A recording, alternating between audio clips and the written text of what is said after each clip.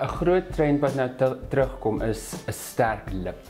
Ons speel definitief met 'n lip. So ons is meeste vrouens het nou al daai lipstifie wat in die handsak kan bly, wat daai tipe kleur is wat net jou natuurlike lipkleur gaan bietjie verhelder. So die trend by oomblik met lippe is go out there and play with it. So soos 'n bright pink, ons het hierdie beautiful magenta pers pink wat ook so beautiful met julle rok, met julle skirt gegaan het.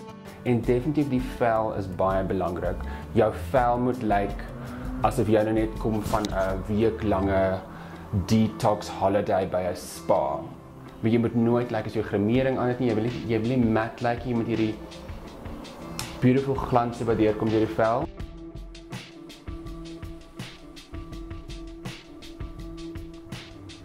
Laat ek dink. Ek het 'n paar goedes wat ek al van gehou het om mee te speel is groot wenkbroue. Laat dit omtrent lyk soos 'n rispe.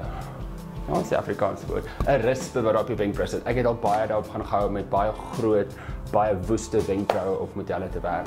En dit is nogal pret want baie vrouens dink dat ek moet my wenkbroue dunner maak en so aan, maar deesdae kan mens nogal speel met 'n dik vol wenkbrau.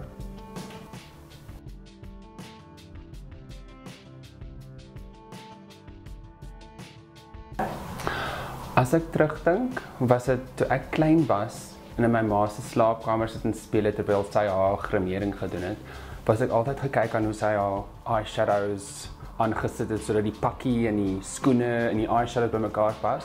En ek het ook 'n herinnering of 'n memory van my ma het hierdie mooi rooi oranje nail polish gehad op haar tone.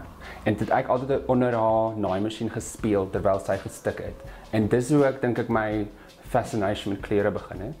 En dan van daar af, toe ek 17 was in cosmetics begin werk, op grimeertoonbanke en toe het ek agtergekom, wow, ek hou hiervan, dis my nice om met grimering te speel en is hierdie transformation van my.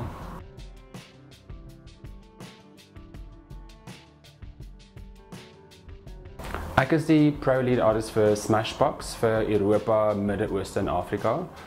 Smashbox is 'n make-up brand van Los Angeles af, so ek vlieg heel wat rond in Europa en selfs na ons kantoor in Los Angeles. En wat ek doen al ons pers en ek ook help om ons grimeerkunstenaars op te lei en